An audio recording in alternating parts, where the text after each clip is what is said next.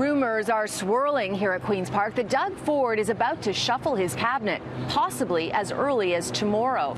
Now, insiders tell me the government's been looking at 3 cabinet ministers in particular, trying to figure out just what to do with them. When the government rose earlier this month for a lengthy summer break, it acknowledged it had to do a reset, and it got a harsh reminder earlier this week during the Raptors celebration of why. The Premier of Ontario, Doug Ford. Doug Ford was loudly booed before tens of thousands of people when he took the stage on Monday. It's the 3rd time it's happened in recent weeks. Add to that a series of dismal polls that show the Premier's popularity has dropped dramatically. Ford has to stop the bleeding and manage his caucus. Sources say his MPPs are complaining about 3 ministers in particular. First, Finance Minister Vic Fedeli.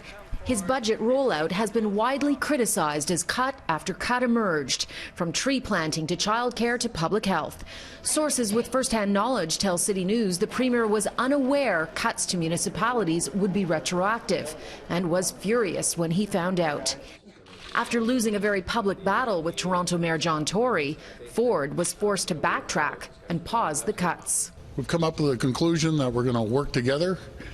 We're going to maintain the funding throughout this year. Then there is Social Services Minister Lisa MacLeod, who has been condemned for the government's massive overhaul to the autism program. She initially announced more children would get less funding, capping it based on age and income, regardless of need.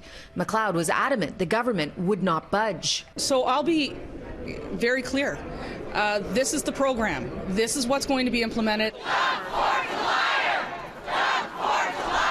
But again, the government had to back down after parents united in protest. The PCs are doubling the funding.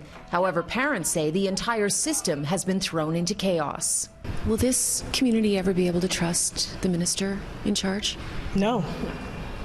No, absolutely not. No. Not the way that this has been handled.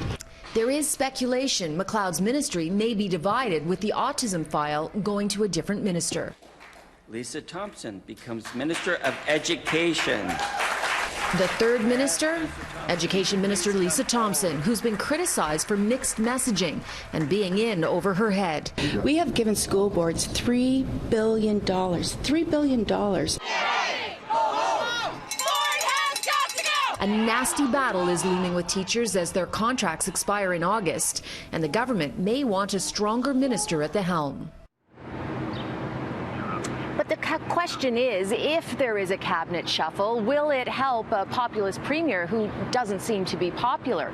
Doug Ford's problems go far deeper than his ministers. During the campaign trail, he made a lot of promises that he could balance the books, finding efficiencies, no job losses. A year into its mandate, it's clear voters have figured out that it's not going to be that easy.